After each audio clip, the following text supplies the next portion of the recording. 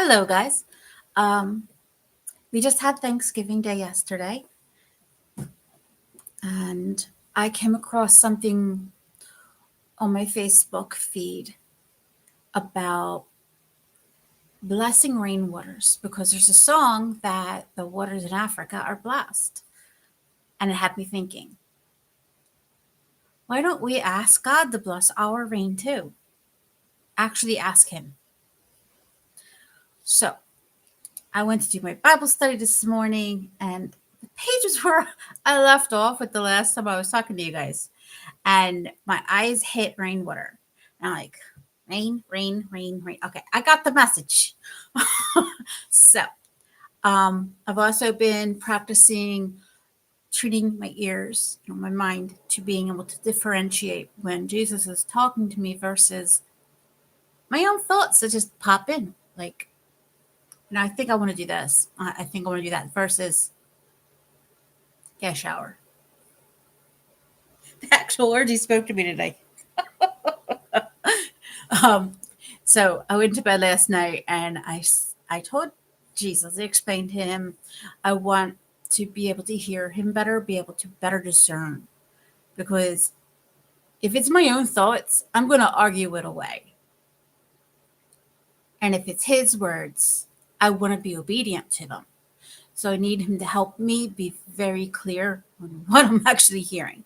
And I asked him to bear with me. I wanted to do baby steps. And what I'm telling you is what you should also be doing if you want to hear the voice of God. He's always speaking to you, but the majority of people only hear God when they're about to do something wrong because they don't open up the channels to talk to him. And when they do, they're talking at him, they're not talking with him.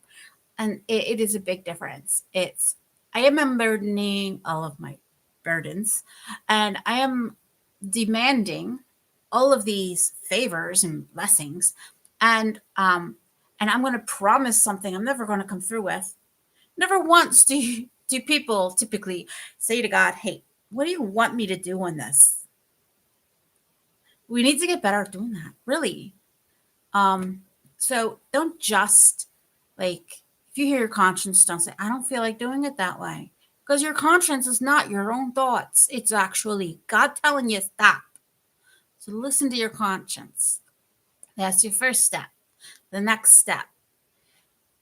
Ask God more often than usual. Like start with what I'm doing, the baby steps. Say, the night before you go to bed, say, in the morning, please tell me what you want me to do.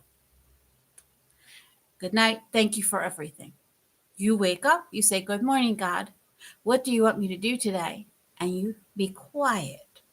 You literally must be silent, nothing moving in your mind, no thoughts going on. Be completely quiet, peace.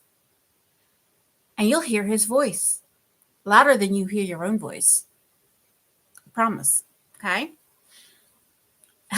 And when I did it this morning, he said, take a shower. He literally said that. But it's okay because he understands. I'm taking baby steps so I can better understand him. And as I'm getting ready to get in the shower, I said to him, well, I would also like to do this and this and this, but you tell me what else you want me to do today. So as I begin to get the water heated up, I'm still clothed and everything. I can hear him say, work at the Bible today. It's like, okay. So here I am. I didn't even get my coffee in me yet. Here's my coffee.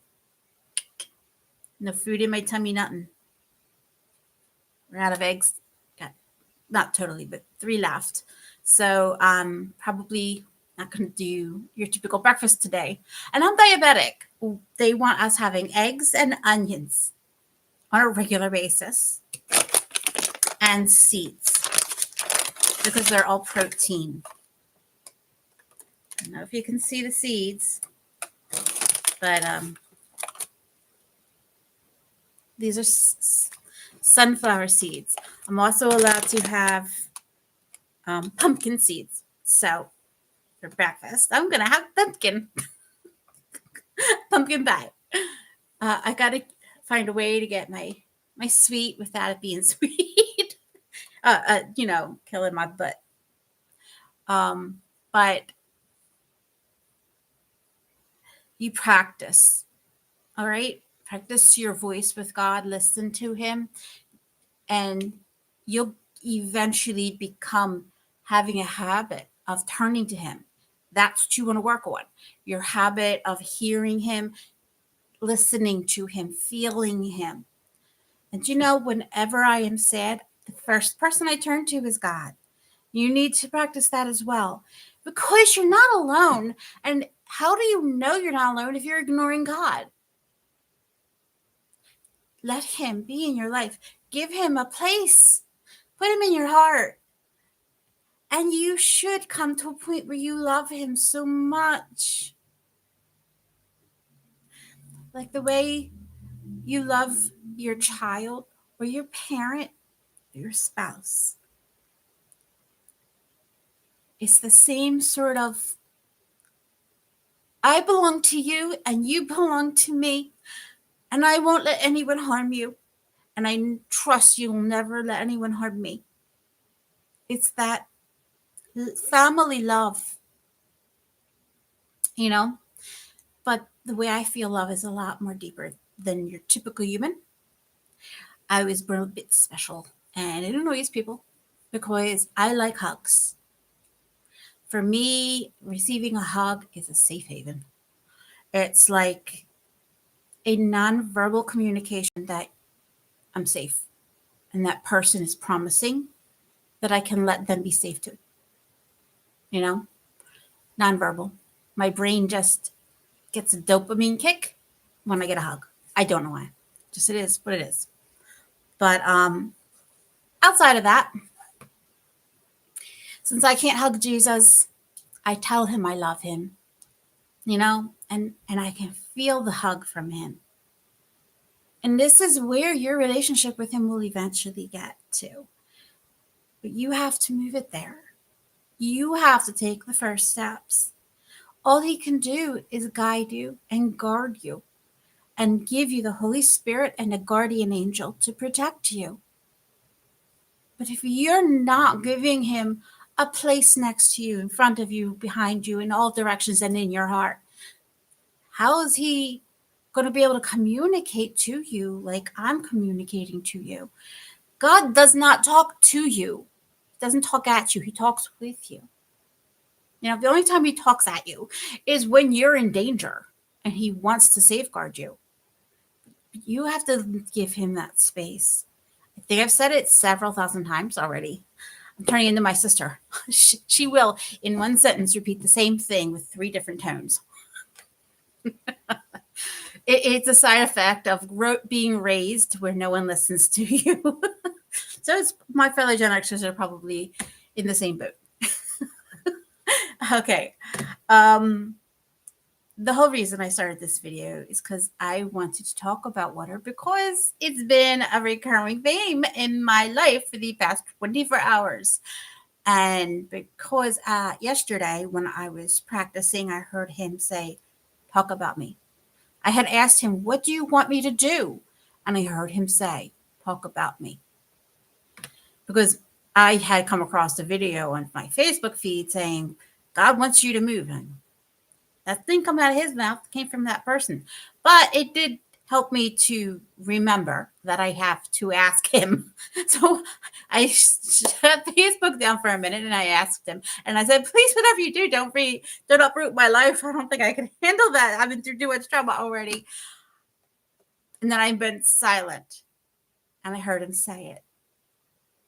In this ear.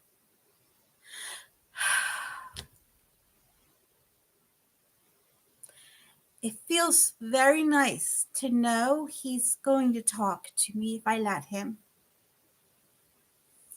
And I would like to see that for you as well. All right? So please trust me in these matters, because I am being directed by the Most High. All right? It's coming directly from God, not me. So now,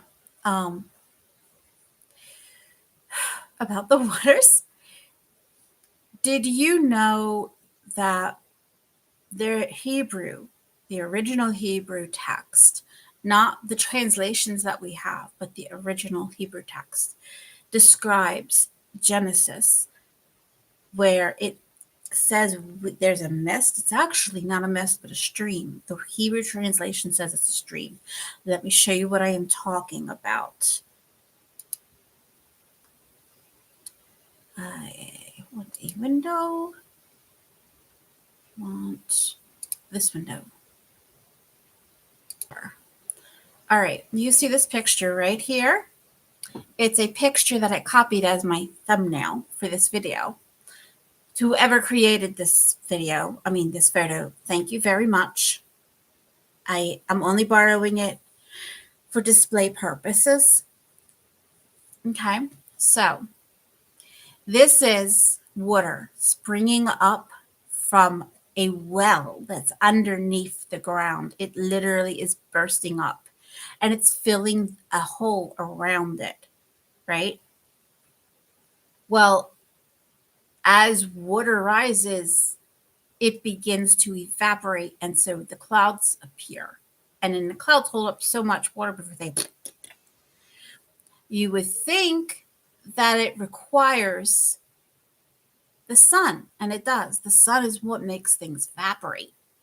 So what happened before we had the sun? Because let me tell you something. You see this here?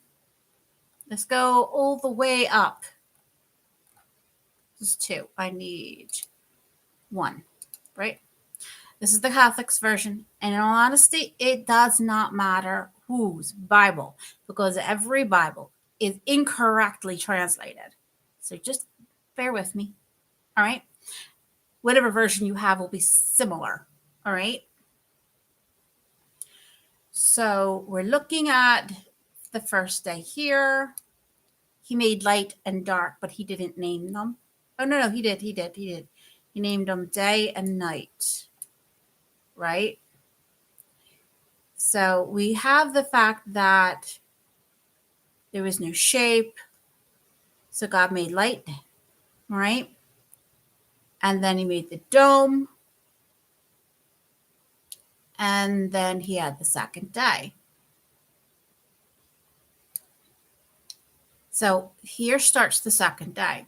Just keep in mind, all we have right now is the dome and the sky, which is what I've discussed in a previous video. So right now we're looking at the fact that there's water gathered, right? And he's finally made dry land, but there's no rain yet.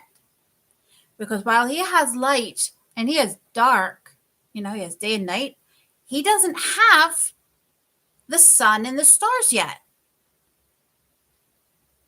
So we don't have anything to evaporate the water that may spring up from the land yet. But he's got basins of water, right? You can see he names the water the sea. And then he populates the soil with seed-bearing bushes and fruit-bearing trees. Bushes are actually plant, but whatever the actual translation is, doesn't matter, right? So he's got these guys. So right now you've got vegetation appearing on the earth, because before this there wasn't any vegetation, right? And that's the end of the third day. Before there was anything, no sun in the sky, no moon or whatever, because he doesn't make them until the next day, the third day, right?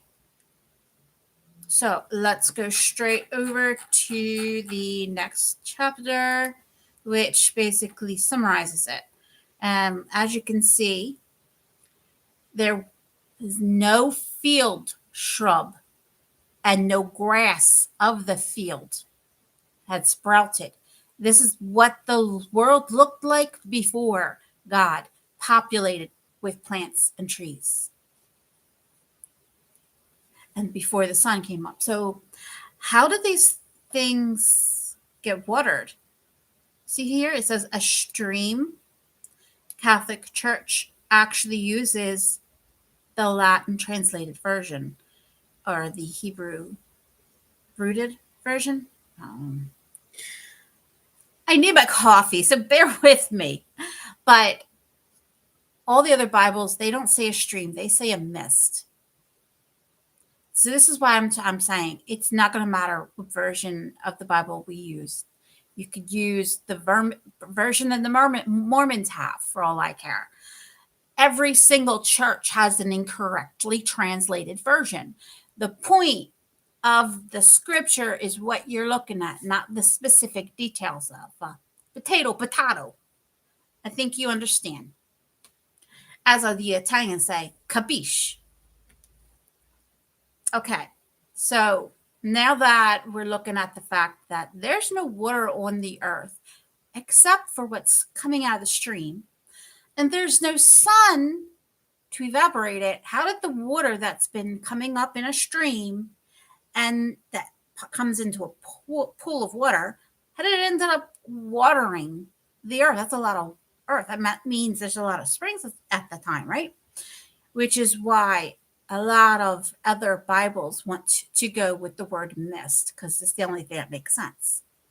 So we have a mist right now, but again, a mist is the result of the sun evaporating what's in the soil to start with.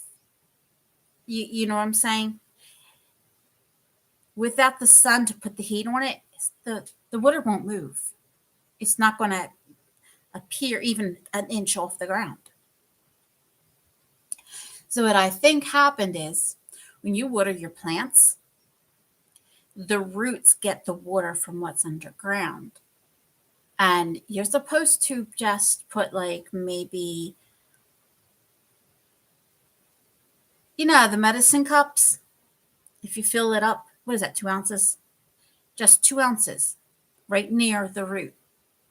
You used to do that once a week until you can put your finger like up to that far into the soil and verify it's actually completely dry in there. When you can verify that, then it's time to give it a good bath. With that said, with the water underneath having a continual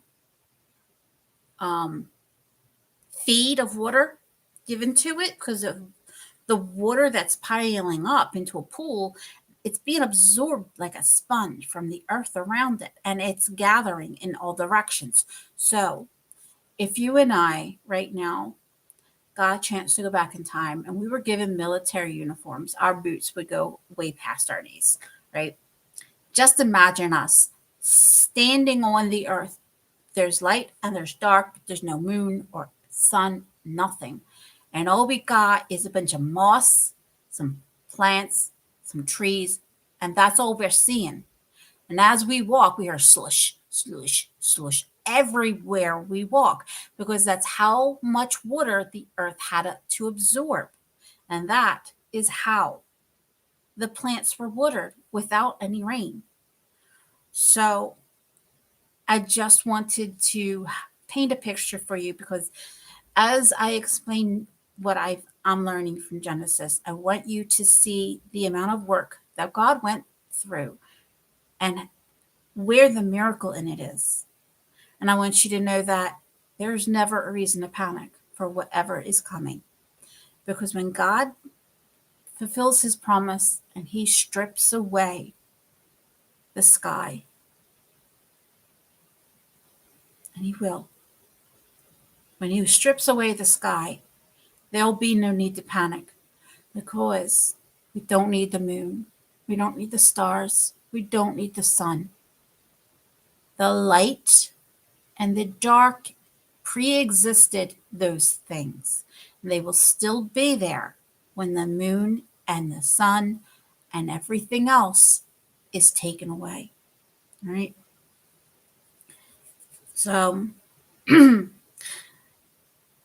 Even the plants that we have won't be tarnished, tainted, destroyed, ruined, obliterated, because even they existed and survived before the sun and the moon existed.